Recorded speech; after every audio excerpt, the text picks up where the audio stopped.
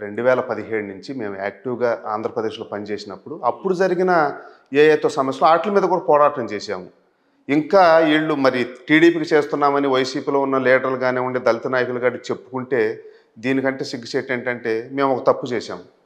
2019 election ముందు ఓ బాబాసాహెబ్ మాతృ సంస్థగా చేయకుండా పని చేశాము. ఏంటి అని అంటే జగన్మోహన్ రెడ్డికి ఓటేయండి, గెలిపించండి మీరే చెప్పారు. మేమే తిరిగాము, ప్రచారం చేశాము. ఆ తప్పును సరిదిద్దుకోవటం కోసం ఇప్పుడు జగన్మోహన్ రెడ్డిని ఓడించాలి. ఓడించకపోతే రాజ్యాంగబద్ధంగా బాబాసాహెబ్ డాక్టర్ బిఆర్ అంబేద్కర్ గారు ఏదైతే కల్పించారో హక్కులన్నీ కోల్పోతాం. అంటే మీకు ఏమన్నా ఒక ఎమ్మెల్సీ స్థానాలు కల్పించుండి ఒక ఎమ్మెల్యే టికెట్లు ఉంటే మీరు ఈ రకంగా వాదించేవాళ్ళు కాదేమో బహుశా వైఎస్ఆర్సీపీ నుండి. కానీ వైఎస్ఆర్సీపీలో మా టీంలో పనిచేసిన సమతా సైనిక నేషనల్ కౌన్సిల్ మెంబర్ ఎవరైతే ఉన్నారో మాడుగుడి విక్టర్ప్రసాద్ గారు, ఆయన పిలిచి క్యాబినెట్ ర్యాంక్ ఉన్న ఒక ఎస్సీ కమిషన్ చైర్మన్ పదవి ఇచ్చాడు. అంటే ఇప్పుడు వైసీపీలో ఉన్న వాళ్ళకి నేను ఒకటి చెప్పదలుచుకున్నాను. అప్పుడు వైసీపీకి ఓటేయండి అని చెప్పి మళ్ళీ దాంట్లో పదవి తీసుకొని మేము వాళ్ళకి అనుకూలంగా పనిచేసినప్పుడు మాట్లాడిన వాళ్ళు ఇప్పుడు జగన్మోహన్ రెడ్డి తప్పు చేస్తున్నాడు, దళితులకు అన్యాయం జరుగుతుంది, రాష్ట్రానికి నష్టం జరుగుతుంది, జగన్మోహన్ రెడ్డి రాజ్యాంగ వ్యతిరేక పాలన చేస్తున్నాడు, దళిత వ్యతిరేక పాలన చేస్తున్నాడు, ఇతను ఓడగొట్టాలంటే మాత్రం ఎందుకు కోపం వస్తుంది? అప్పుడేమో బాగానే ఉన్నారు. అప్పుడు మేము చెప్పినప్పుడు అసలు ఓటేయమని చెప్పినా కానీ ఆహా ఊహ అన్నారు, దాంట్లో పదవి తీసుకున్నా కానీ ఆహా ఊహ అన్నారు. ఇప్పుడు అసలు మేము ఆ పార్టీతోనే కలవలేదు, ఆ పార్టీతో ఎలాంటి పదవులు ఇది పెట్టుకోలేదు, అసలు తెలుగుదేశాన్ని గెలిపించండి కూడా మేము చెప్పట్లేదు. మీరు జగన్మోహన్ రెడ్డి గారి ఫెయిలియర్స్ గురించి అంత బాగా చెప్తున్నారు కదా, కనీసం ఆయన జయ గురించి ఏమైనా చెప్తారా? కనీసం ఆయన సాధించినటువంటి అచీవ్మెంట్స్ గురించి ఏమైనా మాట్లాడి చెప్పగలరా? ఆయన ప్రవేశపెట్టిన పథకాలే కావచ్చు, లేకపోతే పోలవరం ప్రాజెక్టులో జరుగుతున్న స్పీడ్ పని కావచ్చు, కేంద్రం సపోర్ట్ చేయట్లేదని కూడా ఓపెన్గా వాళ్ళే చెప్తా ఉన్నారు. కేంద్రం ఎందుకు సపోర్ట్ చేయట్లేదు? ఈయన కావాల్సినన్ని సపోర్ట్ చేస్తున్నారు. ఈయనకి ఏది కావాలో అదే తీసుకోండి. కేవలం జగన్మోహన్ రెడ్డి గారి మీద ఉన్న కేసుల నుండి తప్పించుకోవటం కోసం, జగన్మోహన్ రెడ్డి గారి ఆస్తులను కాపాడుకోవటం కోసం, జగన్మోహన్ రెడ్డి గారి అధికారాన్ని కాపాడుకోవటం కోసం రాష్ట్ర ప్రజల్ని, రాష్ట్ర హక్కుల్ని కూడా పూర్తిగా కేంద్రం దగ్గర తాకట్టు పెట్టిన ఏకైక నాయకుడు ఎవరంటే జగన్మోహన్ రెడ్డి గారు. ఎలక్షన్ ముందు అనేకమైన చెప్పారు. సురేంద్ర గారు, మీకు ప్రధానంగా దళిత బిడ్డలకి లేకపోతే మన ముస్లిం మైనారిటీ సోదరులకు గల సంబంధాలు ఏంటి? ప్రధానంగా విభేదిస్తున్న మీరు మీ స్టేజ్ని ఈ మధ్య కాలంలో ఫారూక్ షుబ్లీ గారు అనేది ప్రధానంగా మీ స్టేజ్లో పంచుకోవడం, చూపించడం, కనిపించడం ఎక్కువగా చేస్తూ ఉన్నారు. ఆయన ప్రధానంగా ఆయనను కదిలిస్తే వైఎస్ఆర్సీపీ అంటే ప్రధానంగా విరోధిస్తూ ఉంటాడు. అంటే ఇక్కడ మీకు అన్యాయమే కాకుండా మైనారిటీ సోదరులకు కూడా ఏమన్నా అన్యాయం జరిగిందంటారా? ఈ దేశంలో ఎక్కువగా కేసుల్లో కానివ్వండి, ఆర్థికంగా రాజకీయంగా నష్టపోతుందంటే అటు ముస్లింలు మైనారిటీలు కానివ్వండి, ఇటు దళితులు కానీ జరుగుతుంది.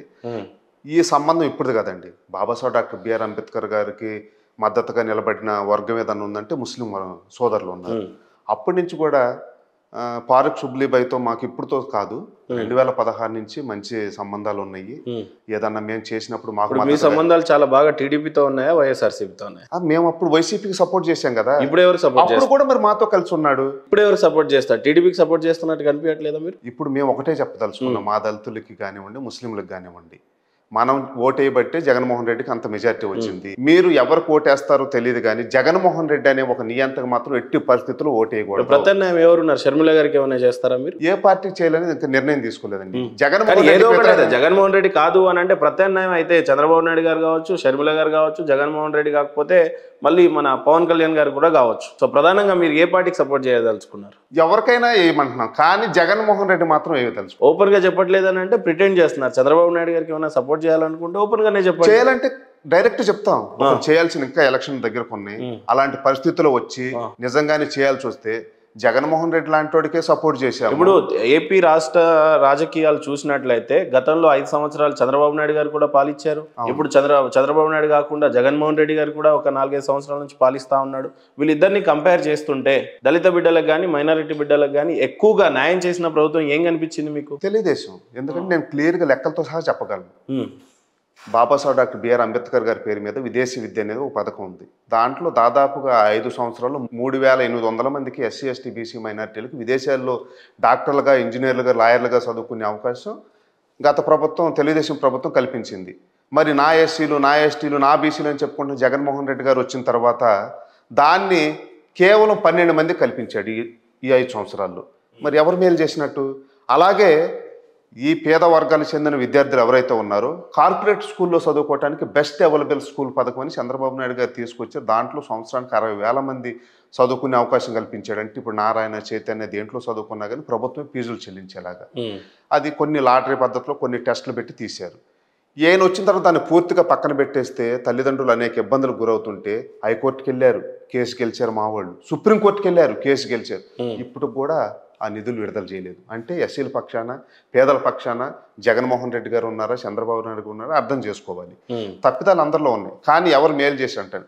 అలాగే ఎస్సీ కార్పొరేషన్ నిధుల ద్వారా, ఎస్సీ కార్పొరేషన్ అనేది రాజ్యాంగబద్ధమైంది. దాని ద్వారా వచ్చే నిధుల ద్వారా మాకు ఇన్నోవా కార్లు కానివ్వండి, లేదా భూమి కొనుగోలు పథకం కానివ్వండి, లేదంటే ఈ అనేక సంబంధించినటువంటి పథకాలు ముందు తీసుకురావటం జరిగింది.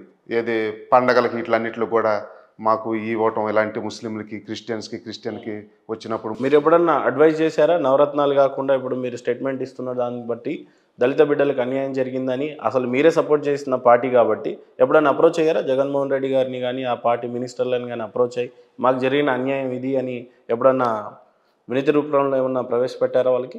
చాలాసార్లు ఎవిడెన్స్ సహా నేను చెప్పగలను. చాలాసార్లు. ఎవరిని కలిశారు మీరు మినిస్టర్స్ అంటే?